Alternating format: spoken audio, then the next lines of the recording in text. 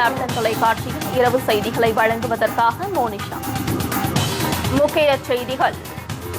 மழை வெள்ள பாதிப்பு குறித்த மத்திய குழுவின் குற்றச்சாட்டிற்கு முதலமைச்சர் ஜெயலலிதா பொறுப்பேற்க வேண்டும்.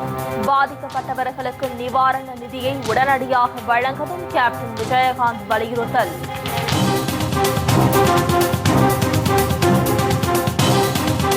5 ஆண்டு கால ஜெயலலிதா அரசின் வேதனை பட்டியல் வெளியீடு. வாட்ஸ்அப் உள்ளிட்ட சமூக வலைதளங்களில் வேகமாக பரவி வருவதால் அதிமுகவினர் பீதி.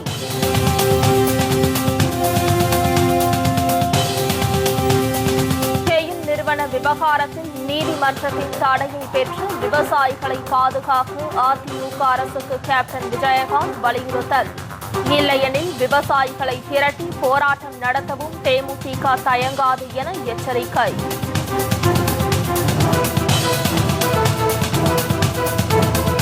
ஊழலை கட்டுப்படுத்த அரசுகள் தவறினால் பொதுமக்கள் வரி கொடுக்க மறுப்பதுடன் அரசுக்கு எதிராக போராட வேண்டும். மும்பை நீதிமன்றம் கூறிய கருத்தால் சர்ச்சை.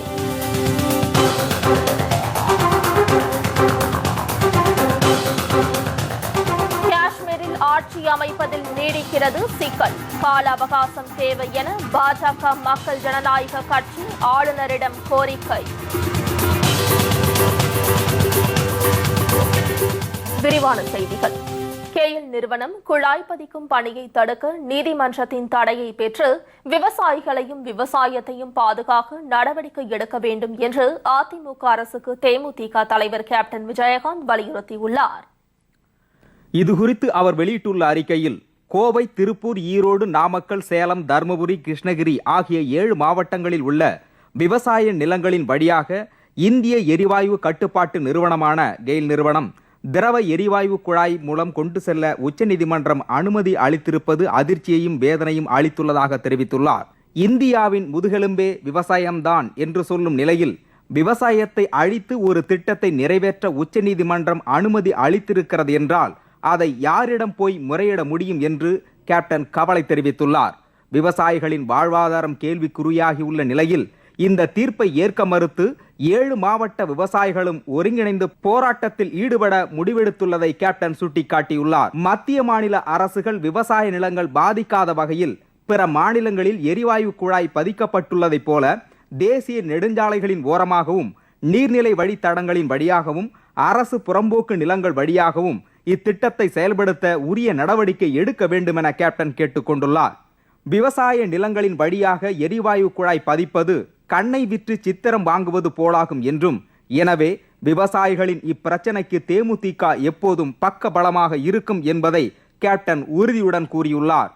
மத்திய அரசால் இத்திட்டம் அறிவிக்கப்பட்டு வரையறை செய்த ஆரம்ப நிலையிலேயே தமிழக அரசு எதிர்ப்பு தெரிவித்திருக்க வேண்டும் என்றும், எரிவாயு குழாய் பதிக்கும் பாதையை மாற்ற தமிழக அரசுக்கு எந்த உரிமையும் கிடையாது என்றும், விவசாயிகளின் போராட்டத்திற்கு பிறகு தேர்தல் கால வாக்கு வங்கியை மனதில் கொண்டு அதிமுக அரசு செயல்படுவதாக உச்சநீதிமன்றம் கருத்து தெரிவித்துள்ளதை கேப்டன் குறிப்பிட்டுள்ளார். தமிழக சட்டமன்றத்தில் தீர்மானம் நிறைவேற்றியும் அதை கருத்தில் கொள்ளாமல் உச்சநீதிமன்றம் தீர்ப்பளித்திருக்கிறது என்றால் விவசாயத்தையும் விவசாயிகளையும் கடுமையாக பாதிக்கும் இப்பிரச்சனையில் அதிமுக அரசு உரிய முறையில் உச்சநீதிமன்றத்தை அணுகவில்லை என்பது தெளிவாகிறது என அவர் குற்றம் சாட்டியுள்ளார். இதுபோன்று மெத்தனமாக இருந்ததால்தான் ஜல்லிக்கட்டு விளையாட்டு போட்டி நடத்துவதற்கும் உச்சநீதிமன்றம் தடை விதித்தது என்றும், இப்படி ஒவ்வொரு பிரச்சனையிலும் தமிழகத்தின் உரிமையை அதிமுக அரசு இழந்து கொண்டே வருவதற்கு கேப்டன் கண்டனம் தெரிவித்துள்ளார். எனவே அதிமுக அரசு இப்பிரச்சனையிலாவது சிறந்த சட்ட வல்லுநர்களை கொண்டு உடனடியாக மறுசீராய்வு மனுவை உச்சநீதிமன்றத்தில் தாக்கல் செய்ய வேண்டும் எனவும், அதுவரையிலும் கெயில் நிறுவனம் குழாய் பதிக்கும் பணியை செய்வதற்கு நீதிமன்றத்தின் தடையை பெற்று விவசாயிகளையும் விவசாயத்தையும் பாதுகாக்க நடவடிக்கை எடுக்க வேண்டும் என வலியுறுத்தியுள்ள கேப்டன், இல்லையெனில் விவசாயிகளை திரட்டி தேமுதிக போராட்டத்தில் ஈடுபடவும் தயங்காது என கேப்டன் விஜயகாந்த் எச்சரித்திருக்கிறார். மழை வெள்ள பாதிப்பு குறித்து மத்திய நிபுணர் குழுவின் குற்றச்சாட்டிற்கு முதலமைச்சர் ஜெயலலிதா பொறுப்பேற்க வேண்டும் என தேமுதிக தலைவர் கேப்டன் விஜயகாந்த் வலியுறுத்தியுள்ளார். மழை வெள்ளத்தால் உண்மையான பாதிக்கப்பட்டவர்களுக்கு நிவாரண உதவிகளை உடனடியாக வழங்க வேண்டும் எனவும் அவர் கேட்டுக் கொண்டுள்ளார். இது தொடர்பாக அவர் வெளியிட்டுள்ள அறிக்கையில், சென்னையில் பெருமழை குறித்து மத்திய புவி அறிவியல் அமைச்சகம் 48 மணி நேரத்திற்கு முன்பு விடுத்த எச்சரிக்கையை அலட்சியப்படுத்தாமல் தமிழக அரசு நடவடிக்கை எடுத்திருந்தால் சென்னையில் ஏற்பட்ட பெரு வெள்ள சேதத்தை தடுத்திருக்கலாம் என இந்த அமைச்சகம் நியமித்த நிபுணர் குழுவின் அறிக்கை சுட்டிக்காட்டியுள்ளதாக குறிப்பிட்டுள்ளார். அதன் மூலம் முதலமைச்சர் ஜெயலலிதாவின் மோசமான செயல்பாடு மீண்டும் தோலுரித்து காட்டப்பட்டுள்ளதாக அவர் கூறியுள்ளார்.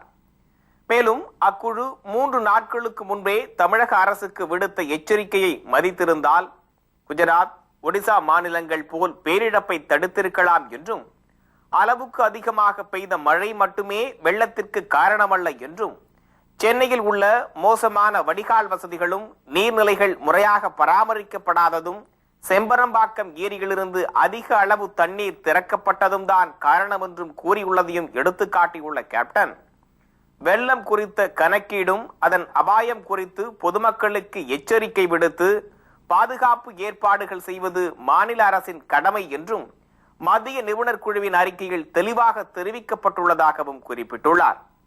சென்னையில் ஏற்பட்ட பெருவெள்ளம் செயற்கையாக உருவாக்கப்பட்டதென்பது உண்மையாகி உள்ளதாகவும் அவர் தெரிவித்துள்ளார்.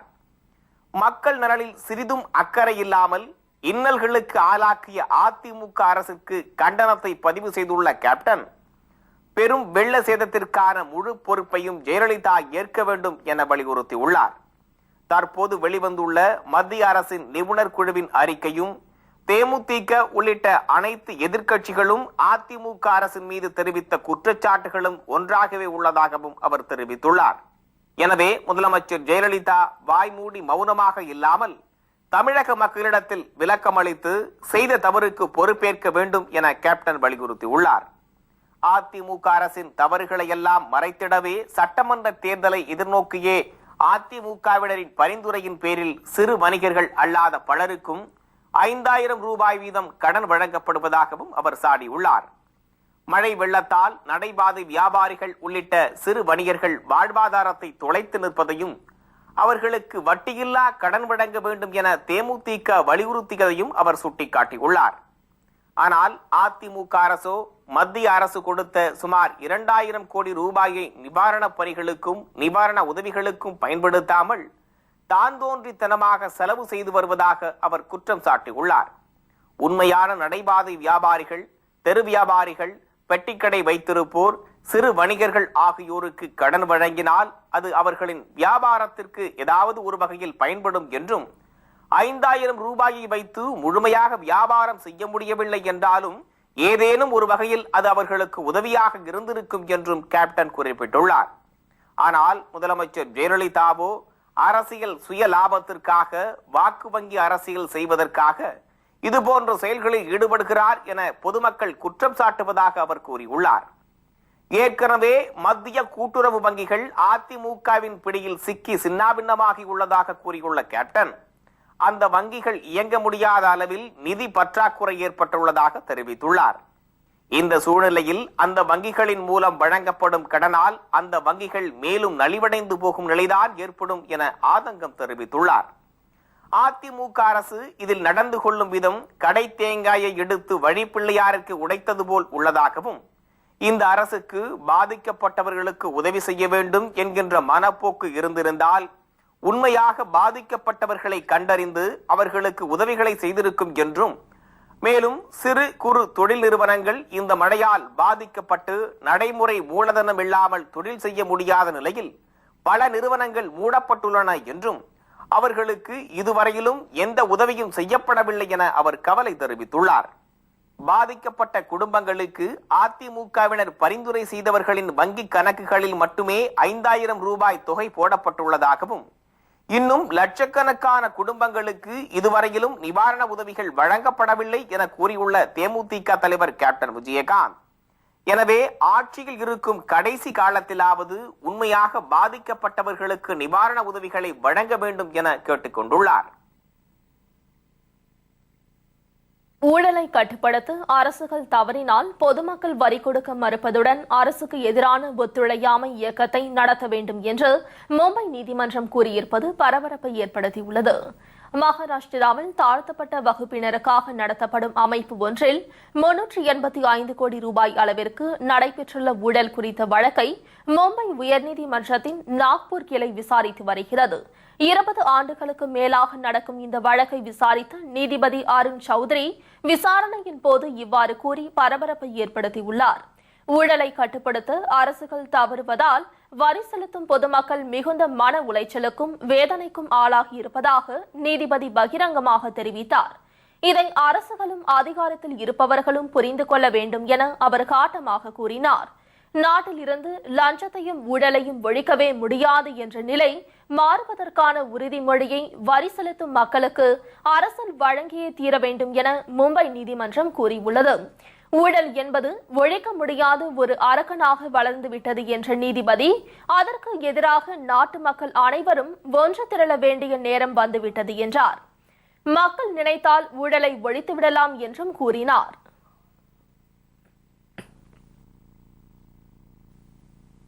காஷ்மீரில் ஆட்சி அமைக்க கால அவகாசம் தேவை என பாஜக பிடிபி கட்சிகள் தெரிவித்துள்ளதால் ஆட்சி அமைப்பதில் சிக்கல் நீடித்து வருகிறது.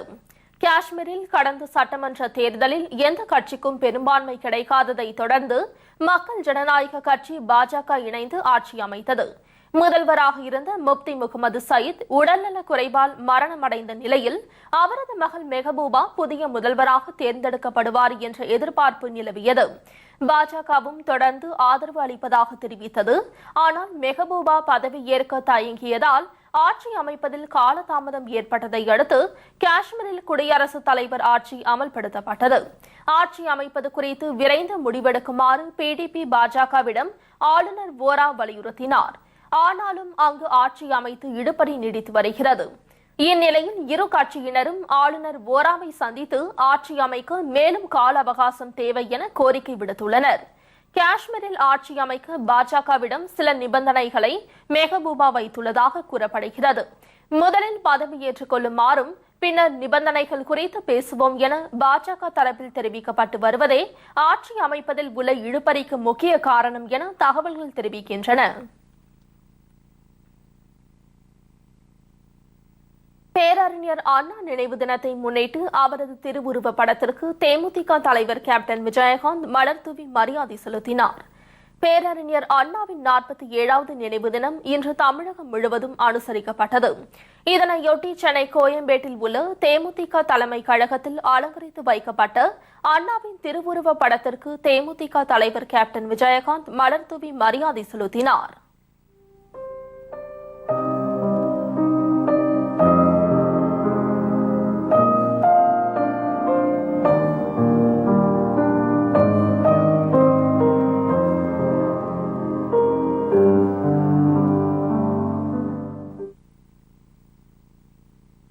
இந்த நிகழ்ச்சியில் தலைமை கழக நிர்வாகிகள், சென்னை மாவட்ட செயலாளர்கள், எம்எல்ஏக்கள், மாவட்ட பகுதி வட்ட கழக நிர்வாகிகள், மகளிர் அணி நிர்வாகிகள் மற்றும் கழக தொண்டர்கள் என ஏராளமானோர் கலந்து கொண்டனர்.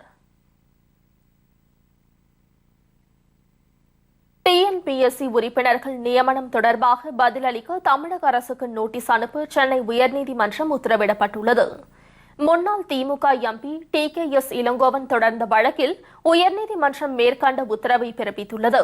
தகுதி இல்லாத நபர்களை டிஎன்பிஎஸ்சி உறுப்பினர்களாக அதிமுக அரசு நியமித்ததாக வழக்கு தொடரப்பட்டது. வழக்கை விசாரித்த நீதிபதி சுப்பையா தமிழக அரசு முதன்மை செயலர் பதிலளிக்க உத்தரவிட்டார். ஆளுநரின் செயலர் டிஎன்பிஎஸ்சி மற்றும் 11 உறுப்பினர்களும் பதிலளிக்க வேண்டும் என்றும் மார்ச் 4ஆம் தேதிக்கு வழக்கை ஒத்திவைத்தும் நீதிபதி சுப்பையா உத்தரவிட்டார். டிஎன்பிஎஸ்சி உறுப்பினர்களாக அண்மையில் அரசால் அறிவிக்கப்பட்ட 11 பேரும் அதிமுகவினர் என்பது குறிப்பிடத்தக்கது. செங்கல்பட்டு அருகே வெள்ள நிவாரணம் வழங்காத அதிமுக அரசை கண்டித்து 100க்கும் மேற்பட்ட பெண்கள் பஞ்சாயத்து அலுவலகத்தை முற்றுகையிட்டதால் பரபரப்பு ஏற்பட்டது. மழை வெள்ளத்தால் பாதிக்கப்பட்டு பெரும்பாலான மக்களுக்கு அதிமுக அரசு அறிவித்த 5000 ரூபாய் இன்னும் சென்றடையவில்லை. இந்த நிலையில் செங்கல்பட்டு அடுத்த அஞ்சூர் பகுதியை சேர்ந்த 100க்கும் மேற்பட்ட பெண்கள் பஞ்சாயத்து அலுவலகத்தை முற்றுகையிட்டு வெள்ள நிவாரணம் கேட்டு போராட்டத்தில் ஈடுபட்டனர். மழை வெள்ளத்தால் பாதிக்கப்பட்ட குடும்பங்களுக்கு நிவாரணமாக 5000 ரூபாய் வழங்குவதாக அரசு அறிவித்து 2 மாதமாகியும் இன்னும் தங்களுக்கு வந்து சேரவில்லை என குற்றம் சாட்டினர்.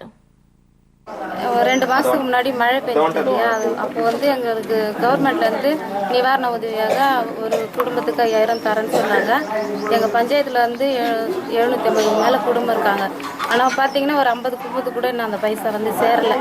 அதனால் நாங்கள் மகளிர் எல்லாரும் சேர்ந்து எங்கள் ஊராட்சி மன்ற தலைவர்கிட்ட இன்னைக்கு மனு கொடுத்துருக்குறோம்.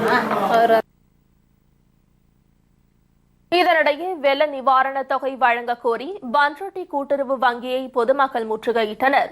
வெள்ள நிவாரணத்திற்கான விண்ணப்பத்தை வழங்க வங்கி அதிகாரிகள் அலைக்கழிப்பதுடன் தங்களை தரைக்குறைவாக பேசுவதாக வெள்ளத்தால் பாதிக்கப்பட்ட மக்கள் குற்றம் சாட்டியுள்ளனர். பாதிக்கப்பட்டவங்களுக்கு சிறு வணிகர்கள் வழங்க சொல்லி சொல்லியிருக்காங்க. மேலும் ஒரு 3 நாளைக்கு நீடிச்சு கேட்டதுக்கு ஃபார்ம் எங்கிட்ட வரல, அந்த ஜியோ அறிக்கை எங்கிட்ட வரல, நீங்கள் எங்கே வேணாலும் போய் சொல்லுங்கள். நானும் கடைசியாக கேட்டேன், ஏமா எல்லாம் கும்பலாகிறாங்க, அலைய விடாதீங்க, குழந்தை பிடிச்ச எல்லாம் வச்சுட்டு நிற்கிறாங்க. கேட்டதுக்கு முடியாது, நேற்றியே கொடுத்து ஃபார்ம் கொடுத்து முடிச்சுட்டான்றாங்க. இன்றைக்கி தான் நான் பேப்பரே பார்த்து கேட்குறேன். நேற்றியே கொடுத்துட்டேன், ஃபார்ம் எல்லாத்தையும் ரிசீவ் பண்ணியாச்சு, மொத்தம் 186 ரிசல்ட்டுக்கு பண்ருட்டில் இருக்கிற எல்லாத்துக்கும் கொடுத்துட்டேன் அப்படின்றாங்க.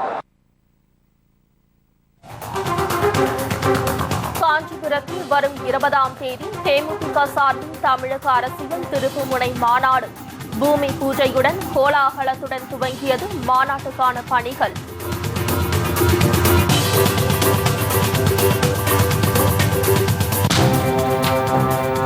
கோரிக்கைகளை நிறைவேற்றாவிட்டால் காலவரையற்ற வேலை நிறுத்தம். வருவாய்த்துறை அலுவலர்கள் சங்கத்தின் எச்சரிக்கையால் அரசுக்கு நெருக்கடி. மற்றும் பல செய்திகள் விளம்பர இடைவேளைக்கு பிறகு.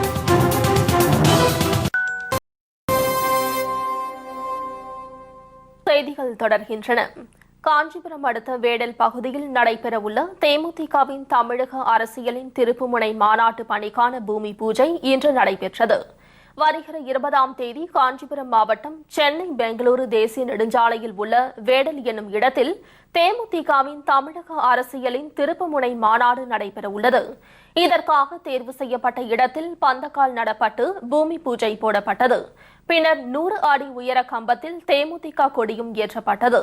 காஞ்சி வடக்கு மாவட்ட செயலாளர் அனகை முருகேசன் எம்எல்ஏ, தெற்கு மாவட்ட பொறுப்பாளர் தங்கபாண்டியன் ஆகியோர் தலைமையில் நடைபெற்ற இந்த விழாவில் தேமுதிக தலைமை நிலைய செயலாளர் பார்த்தசாரதி எம்எல்ஏ, திருவள்ளூர் கிழக்கு மாவட்ட கழக செயலாளர் சிஎட் சேகர் எம்எல்ஏ, மேற்கு மாவட்ட செயலாளர் கிருஷ்ணமூர்த்தி மற்றும் பாபு முருகவேல் எம்எல்ஏ உள்ளிட்ட தேமுதிக நிர்வாகிகள், தொண்டர்கள் திரளாக கலந்து கொண்டனர். வருகின்ற பிப்ரவரி 20ஆம் தேதி புரட்சி கலைஞர் கேப்டன் அவர்கள் உத்தரவின் பேரிலே காஞ்சிபுரம் மாவட்டம் வேடல் என்ற ஊரிலே தமிழக அரசியல் திருப்புமுனை மாநாடு இங்கே நடைபெற இருக்கிறது. அந்த மாநாட்டின் முன்னோட்டமாக இன்றைக்கு நாங்கள் பூமி பூஜை போடப்பட்டிருக்கிறது. ஒரு நல்லாட்சி தருவார்கள் என்று எதிர்பார்த்து கொண்டிருக்கிறார்கள் மக்கள். அப்படிப்பட்ட நல்லாட்சி தரக்கூடிய ஒரு தலைவராக புரட்சி கலைஞர் கேப்டன் அவர்கள் தான் தமிழகத்தில் இங்கே இருக்கின்றார். இந்த மாநாடு என்பது தமிழகத்திலே ஒரு திருப்புமுனை அரசியல் மாற்றத்தை ஏற்படுத்தக்கூடிய மாநாடாக கண்டிப்பாக அமையும். தங்களின் கோரிக்கைகளை நிறைவேற்றாவிட்டால் காலவரையற்ற வேலை நிறுத்தத்தில் ஈடுபட போவதாக 2வது நாளாக போராட்டத்தில் ஈடுபட்டு வருவாய்த்துறை அலுவலர்கள் சங்கம் எச்சரிக்கை விடுத்துள்ளது. வருவாய்த்துறையில் காலியாக உள்ள 10,000 காலி பணி இடங்களை நிரப்ப வேண்டும், புதிய ஓய்வூதிய திட்டத்தை ரத்து செய்ய வேண்டும் உள்ளிட்ட கோரிக்கைகளை வலியுறுத்தி இன்று 2வது நாளாக வருவாய்த்துறை அலுவலர்கள் போராட்டத்தில் ஈடுபட்டனர். இதனால் அலுவலக பணிகள் முற்றிலும் முடங்கியுள்ளதால் பொதுமக்கள் பெரிதும் பாதிக்கப்பட்டுள்ளனர். தங்களின் கோரிக்கைகளை நிறைவேற்றாவிட்டால் காலவரையற்ற வேலை நிறுத்தத்தில் ஈடுபட போவதாக வருவாய்த்துறையின் அரசுக்கு நெருக்கடி கொடுத்துள்ளனர். இன்னைக்கு வாங்க நாளைக்கு வாங்க சொல்றாங்க. இதுவரைக்கும் காலவற்ற வேலை நிறுத்தம், நாளைக்கு வா இன்னைக்கு வான்னு சொல்லிட்டு இருக்காங்க. இன்னைக்கு கிடைக்க போது நீக்கிறதுக்கே அப்படின்னா அரசு சரியான முறையில் நடவடிக்கை எடுக்காம காலதாமம் பண்ணி சரியாக பணி அமர்த்தாம இந்த வேலை செஞ்சுக்கிட்டு இருக்காங்க. உடனே நடவடிக்கை எடுக்குமாறு கேட்டுக்கொள்ளும் அரசு கேட்டுக்கொள்ளும். இதேபோல் விருதுநகர், அருப்புக்கோட்டை, சாத்தூர், சிவகாசி, ராஜபாளையம் உள்ளிட்ட அனைத்து வட்டங்களிலும் 300க்கும் மேற்பட்ட வருவாய்த்துறை அலுவலர்கள் போராட்டத்தில் ஈடுபட்டுள்ளதால் அலுவலக பணிகள் முற்றிலுமாக முடங்கி பொதுமக்கள் கடுமையாக பாதிக்கப்பட்டுள்ளனர்.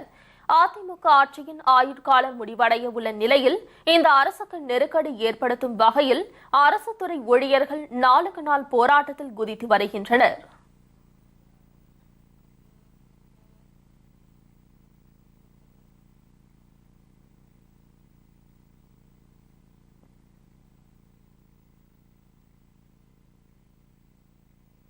5 ஆண்டு கால அதிமுக அரசின் சாதனை என்று பட்டியலிடப்பட்ட சாதனை லிஸ்ட் ஒன்று வாட்ஸ்அப் மூலம் வந்து கொண்டிருப்பதை பார்த்து முதலமைச்சர் ஜெயலலிதா உட்பட அதிமுகவினர் அனைவரும் பெரும் பீதி அடைந்துள்ளனர்.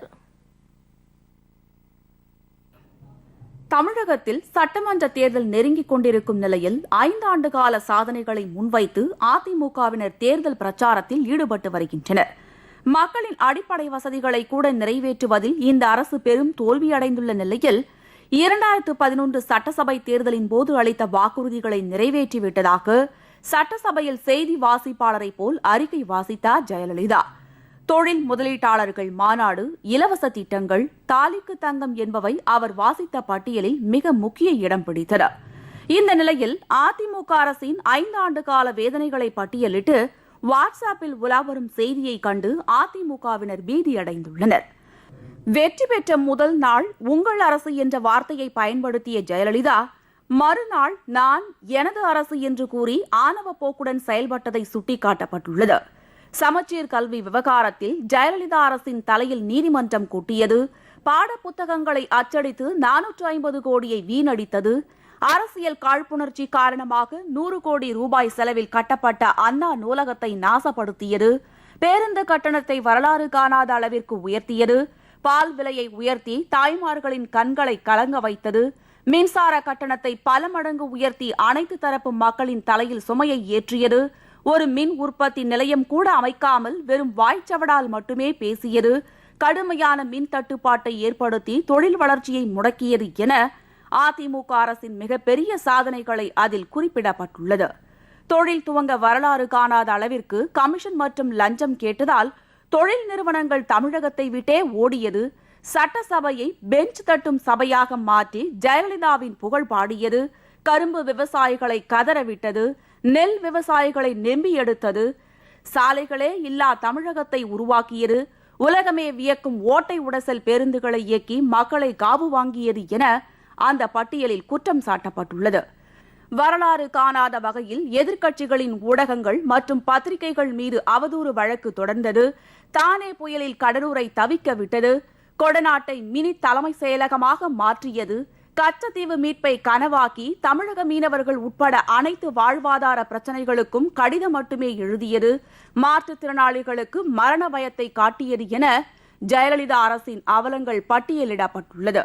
மேலும் இலக்கு வைத்து மது விற்று ஏழை நடுத்தர மக்களின் வாழ்க்கையை சீரழித்தது, பெண்கள் மற்றும் மாணவ மாணவிகளை குடிக்கு அடிமைப்படுத்தியது, தமிழ்நாட்டு போலீஸை டாஸ்மாக் போலீஸ் ஆக்கியது, சொத்து குவிப்பு வழக்கில் சிறைக்கு சென்று நிர்வாகத்தை ஸ்தம்பிக்க வைத்தது, அமைச்சர்கள் மண்சோறு தின்றது, தாது மணலை கொள்ளையடித்தது, ஆவின் உள்ளிட்ட அனைத்து துறைகளிலும் ஊழல் செய்தது, கனிம வளத்தை களவாடி பங்கு போட்டுக் கொண்ட விவகாரமும் இடம்பெற்றுள்ளது. மூட்டை மற்றும் பருப்பு கொள்முதலில் மாபெரும் ஊழல் நடந்திருப்பதையும் பட்டியலிடப்பட்டுள்ளது. மின்சாரத்தை அதிக விலை கொடுத்து மக்களின் தலையை கட்டணத்தை சுமத்தியது, மணலை கொள்ளையடித்து நீராதாரத்தை பாதிக்க செய்தது, பத்திரப்பதிவு கட்டணத்தை உயர்த்தியது, தமிழர்களின் வீர விளையாட்டான ஜல்லிக்கட்டை ஜடமாக்கியது போன்ற பிரச்சினைகள் வெளியிடப்பட்டுள்ளது. திருப்பதியில் 20 தமிழர்கள் மீதான போலி என்கவுண்டர் குறித்து வாய் திறக்காதது, பார்வையற்ற மாற்றுத்திறனாளிகளை பரிதவிக்க வைத்தது, ஹெலிகாப்டரை கும்பிட வைத்தது, ஆர்கே நகரில் இமாலய கள்ள ஓட்டு மூலம் வெற்றி பெற்றது, செம்பரம்பாக்க தம்மா என விருது வாங்கியது, வெள்ள நிவாரணத்தில் ஸ்டிக்கர் ஒட்டியது, தோழி சசிகலாவின் மிடாஸ் மது ஆலையின் வருமானம் பாதிக்கக்கூடாது என்பதற்காக டாஸ்மாக் கடையை மூட முடியாது என முழங்கியது, ஈயம் பூசுபவர்களை முதலீட்டாளர்கள் என கூறி மக்கள் வரி பணம் 100 கோடியை நாசப்படுத்தியது, சசிகலா மற்றும் அவரது வகையராக்கள் 1000 கோடி ரூபாய் சொகுசு தியேட்டர்கள் வாங்கியது உட்பட தமிழ்நாட்டையே வளைத்து போட்டுள்ளது குறித்தும் வாட்ஸ்அப் செய்தியில் வலம் வருகிறது. இந்த வியக்க வைக்கும் பட்டியல் சமூக வலைதளங்களிலும் வேகமாக பரவி வருகிறது. இதனை கண்டு கொந்தளித்துள்ள தமிழக மக்கள் வரும் சட்டமன்ற தேர்தலில் நாட்டு மக்களின் நலனில் துளியும் அக்கறை இல்லாத ஜெயலலிதாவை ஆட்சியை விட்டு விரட்டியடிக்க ஆயத்தமாகி வருகின்றனர். மதுராந்தகம் அருகே சார்ஜரில் போட்டபடியே பேசிய போது செல்போன் வெடித்து சிதறியதில் 9 வயது சிறுவனின் கண் பார்வை பறிபோன பரிதாப சம்பவம் பெரும் சோகத்தை ஏற்படுத்தியுள்ளது. மதுராந்தகம் அடுத்த கீழ்வசலை கிராமத்தை சேர்ந்த எட்டியப்பனின் மகன் தனுஷ் 4ஆம் வகுப்பு படித்து வருகிறார். இவரது தந்தை செல்போனை சார்ஜரில் போட்டுவிட்டு வெளியே அமர்ந்து கொண்டிருந்ததாக தெரிகிறது. அப்போது கால் வந்ததால் மின் இணைப்பை துண்டிக்காமலேயே செல்போனை காதில் வைத்து சிறுவன் பேசிய போது பலத்த சத்தத்துடன் செல்போன் வெடித்து சிதறியது. இதில் தனுஷின் கை, கண் மற்றும் முகத்தில் பலத்த காயம் ஏற்பட்டுள்ளது. இதையடுத்து காயமடைந்த சிறுவன் செங்கல்பட்டு அரசு மருத்துவமனையில் அனுமதிக்கப்பட்டான். அப்போது பரிசோதித்த போது கண் பார்வை பறிபோனதாக மருத்துவர்கள் கூறியதை கேட்டு உறவினர்கள் அதிர்ச்சி அடைந்துள்ளனர்.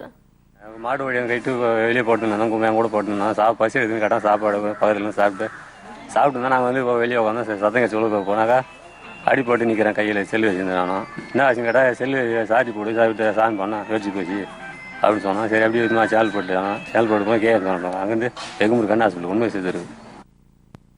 இதனிடையே கண் சிகிச்சைக்காக சென்னை எழும்பூர் கண் மருத்துவமனைக்கு சிறுவனை அனுப்பி வைத்தனர். அங்கு அவருக்கு வலது கண் அறுவை சிகிச்சை செய்யப்பட்டு கண்ணுக்கு லென்ஸ் பொருத்த ஏற்பாடு செய்யப்பட்டுள்ளதாக மருத்துவர்கள் தெரிவித்துள்ளனர். இந்த சம்பவத்திற்கு மக்கள் விழிப்புணர்வு இல்லாததே காரணம் என்றும், குழந்தைகள் முதல் பெரியவர்கள் வரை செல்போன் சார்ஜரில் இருக்கும் பேசவோ SMS பார்க்கவோ கூடாது என மருத்துவர்கள் அறிவுறுத்தியுள்ளனர். ராமநாதபுரத்தில் நடந்த தேசிய அளவிலான கேரம் போட்டி. தமிழக மாணவ மாணவிகள் அணி சாம்பியன் பட்டம் வென்று சாதனை. விவரம் இடைவேளைக்கு பிறகு.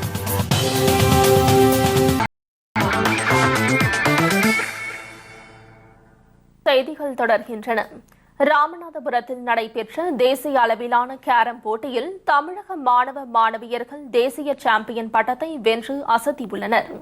ராமநாதபுரம் மாவட்டத்தில் 2015-16 ஆண்டுக்கான இந்திய பள்ளிகளுக்கான விளையாட்டுக் குழுமத்தால் நடத்தப்படும் தேசிய அளவிலான கேரம் போட்டி நடைபெற்றது.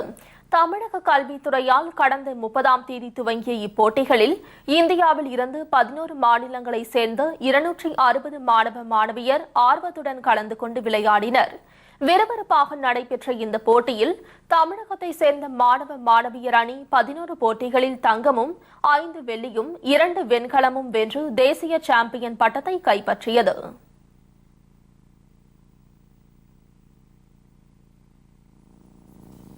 இத்துடன் செய்திகள் நிறைவடைகிறது. மீண்டும் செய்திகள் இரவு 10 மணிக்கு. உண்மை செய்திகளை உள்ளபடி உடனுக்குடன் தெரிந்து கொள்ள நமது கேப்டன் நியூஸ் தொலைக்காட்சியை பாருங்கள். வணக்கம்.